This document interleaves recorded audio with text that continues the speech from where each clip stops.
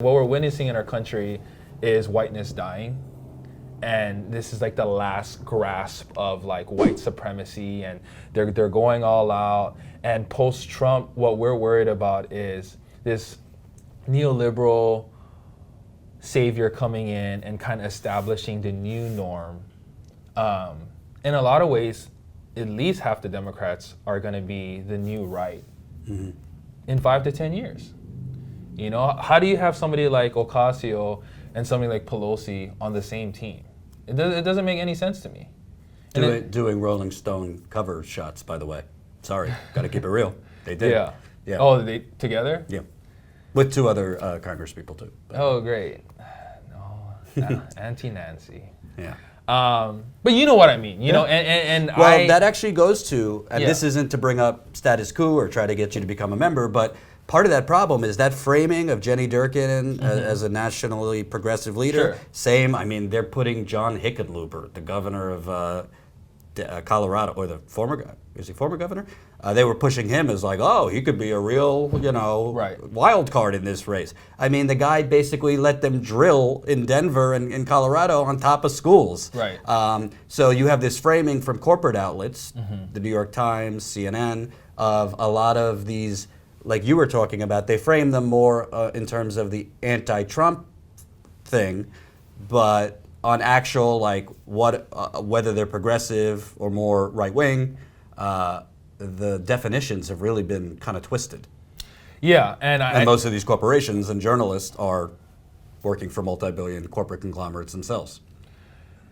I don't know a better time than right now to build an alternative to what we've seen the Democrats put out. I think that time to build that infrastructure is now. I am not advocating for running a third-party candidate in the next presidential election, and I get some of the critiques on candidates like Jill Stein or whatever and what happened last time. Sure, whatever. But we're playing the same game. I mean, like right after Trump, you know, Dems banking on Perez over Ellison. You know, like moves like that, it's clear like we have not learned our lesson. This is what the Democrats' agenda is. We don't want to lose a corporate backing. Progressive leaders nationally like Jenny Durkin is still in the pockets of corporate elites like Jeff Bezos. The future is very clear.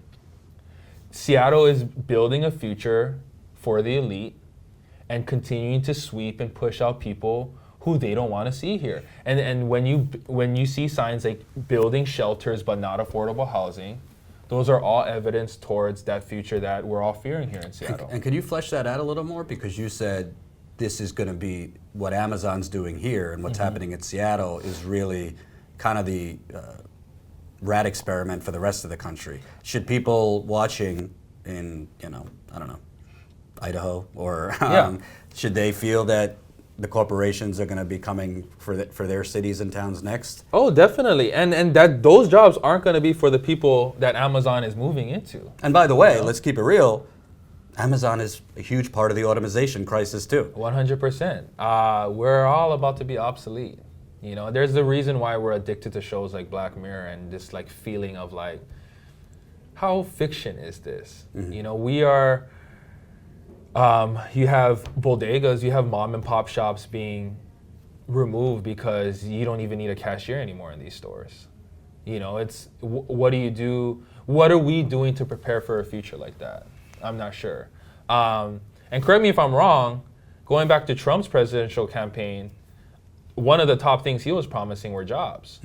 He ran economically. A lot of people liked him, especially in those Midwest states. Exactly. Because he sounded like a progressive populist. And the only way somebody like him can convince people of these jobs is because maybe the other side have proven that they're not going to offer the jobs that they've been promising over X number of years. Economic desperation and anger meets great salesman.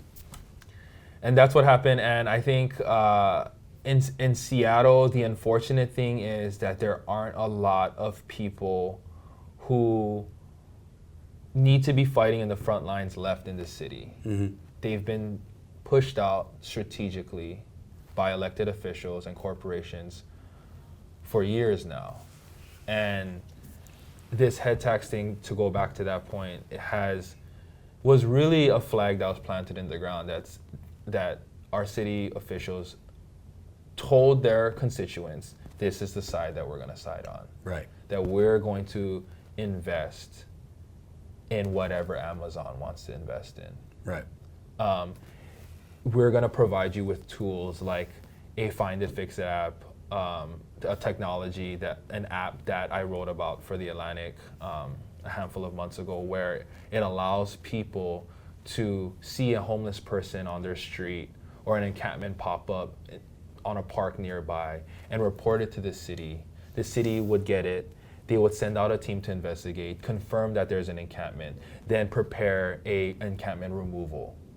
And then they would go out, post a notice saying you have 48 hours to vacate this place, or else you'll either be arrested or your stuff will be destroyed. So Amazon creates the problem, then creates the tech to get rid of the problem.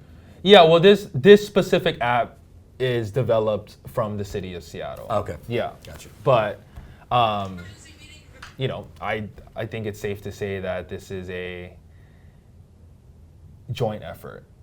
You know, Amazon doesn't want their hometown where they're building these beautiful, world-breaking skyscrapers to have homeless people flooding their streets. Right. Amazon doesn't want that. They know the perception of Seattle.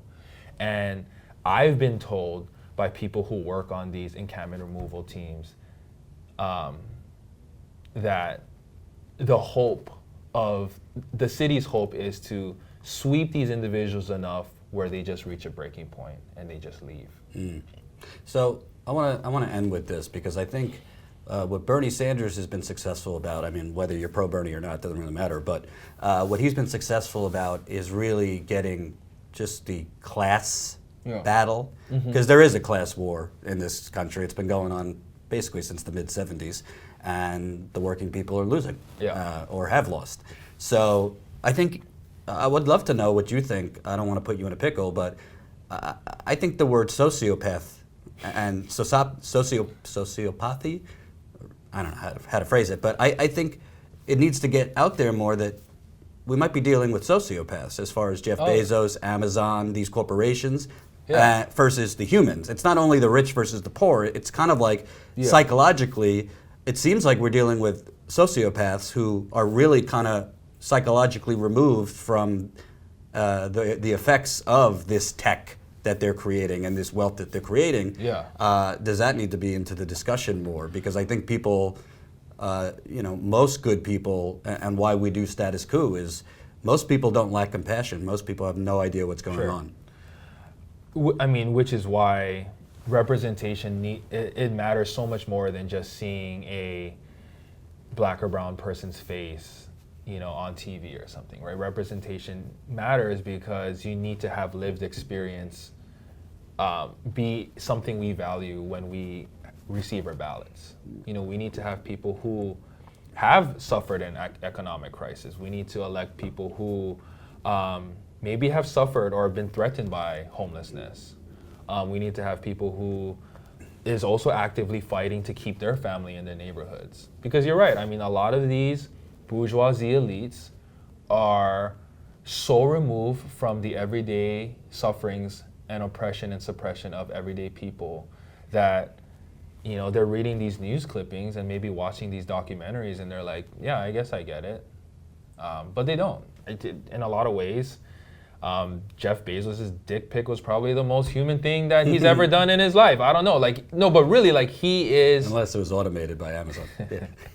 Well, one of the texts that was leaked was he sent his mistress or whatever the term is, I love you, alive girl. Did you read that? No, I didn't really get into the. I love you, alive girl. Alive girl. Alive, one word, alive girl. Oh, okay. Yeah. So as opposed to dead. I don't know. Okay. I don't know what. Well, the girl that he cheated, she does live news. She works for the news network. No, alive. I'm so alive. Yeah, alive. The person is alive. It's I don't know. He's either into necrophilia or he's into robots or something. I don't know. And he decided to go human this time. Okay. Anyway, my point is, yes, these people, elected officials. Howard Schultz wants to run for president. Another very rich person, and a rich person wants to battle a rich person. What's interesting about Howard Schultz is he actually benefited from the socialist nature of this country because he grew up in public housing, I believe. Right. But he thinks socialism is going to destroy the country if we allow that, even though it's already exists just for rich people. Yeah, and people hate him here because he got rid of the Sonics. So there's that. But yeah, I think representation matters. I think people who have come from communities need to be the ones representing communities. It sounds like common sense, but we're not seeing that. I personally don't want someone who's built their career prosecuting people to be the one leading our country. Sorry. I don't want somebody who's taken corporate money over and over again to suddenly be like, yeah, actually, people over profit is like what I'm about now. Johnny come lately progressives, I call them. Exactly. And they know, they see people like Ocasio and they see their social media impact. They see what's trendy now. They see what's getting the voters out. They see how many people are still upset that Bernie wasn't the Dem nominee. And they're trying their best to match their rhetoric to be as progressive as possible on paper, but really not budge on anything else, even including policy. And I honestly, it's a shit show so far with all the people that have announced their candidacy, and obviously a lot of it is really just a interview process for them so they can get some kind of seat, like we talked about before. I'm sure Jay Inslee is running because he wants to be the chair for some kind of environmental cabinet on the presidential team, which is great. We have to push the climate change message further. At the same time, I'm waiting to see more candidates come out and say, like, this is my track record, this is my lived experience, this is why it matters, and this is why you can believe me that I'm going to put people over profits. And there are maybe one or two people that I really trust, but I don't know, we'll see. I think the running mates are going to matter more than ever this term. I think who these candidates pick as their VP is really going to show where they align. We'll see what people like Stacey Abrams will do. I don't know.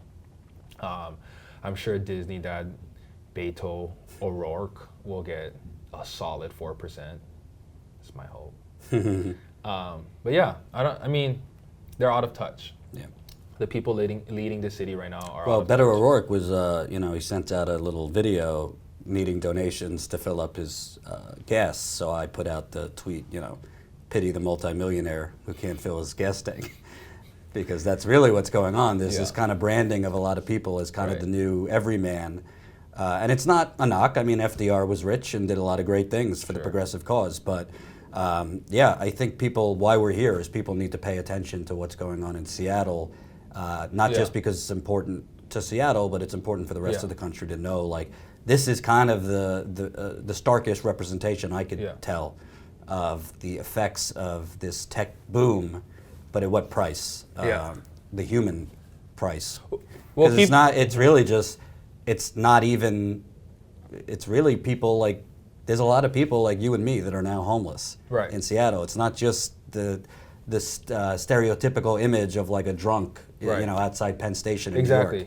And that's the thing is, like, people ask me often, like, why do you care so much about this issue? Why do you continue to go to these encampments and advocate? It's because, you know what, like, of course I care about this issue. Of course I care about the community. Of course I care about what's happening on the streets. But selfishly, I have said this over and over again, I am one accident away, I am one missed paycheck away or layoff away to being in the exact situation. It has come to a point where we're also advocating for ourselves. And that's just the reality of the problem. Seattle does a one-night count once a year, in the coldest month of the year, by the way, strategically, to count homeless individuals in our city. And they do it in the coldest month because they know those are the months where a lot of the homeless people will try even harder to be in discreet shelter because of the climate. And so if you do the count in the summer, a lot more people will be outside and the numbers will be inflated in their minds. Anyway, whatever. They do it in the coldest month of the year. And last year, they counted over 12,000 people. They just did the count a month ago, and the numbers will release in a couple months, and I'll put all my money that the numbers will increase yet again. And a lot of those individuals are unsheltered. And I don't know what's gonna happen when you continue to push this large of a population to the edge like this over and over again. Yeah. It's almost 15,000 people you're continuing to say like, no, we don't want you here, we want you there. No, we don't want you here, we want you there. And every time you shift these people around, you're eliminating all their property. And then so they have to start over once again. Right. And then they're pushed again and start over. When push comes to shove, something's gonna happen. I don't know what it is. And I have no idea what it's gonna look like. Obviously what it's been looking like so far is are people dying every day. Yeah. But as the numbers continue to increase and as our city officials and corporate elites continue to refuse to build affordable housing and to redistribute a little bit of their wealth that they made on the backs of these people, I'm kind of terrified of what a year or two is going to look like for this city. I'm not sure, let alone this whole country. It's a somber but real way to end it. So thank you, man. I appreciate it. Out front tonight, chaos at the White House. President Trump's deputy chief of staff, his communications director, is just because of their connection to President Trump. And I know you've been saying... We learned recently that Donald Trump threatened to sue his former schools if... Tired of hearing about Trump 24/7? Become a member at statuscool.com for only $10 a month. Click the notification. With your help, we can start the media revolution. And before Bernie went on stage, I spoke with his supporters online here, and you really get that feeling from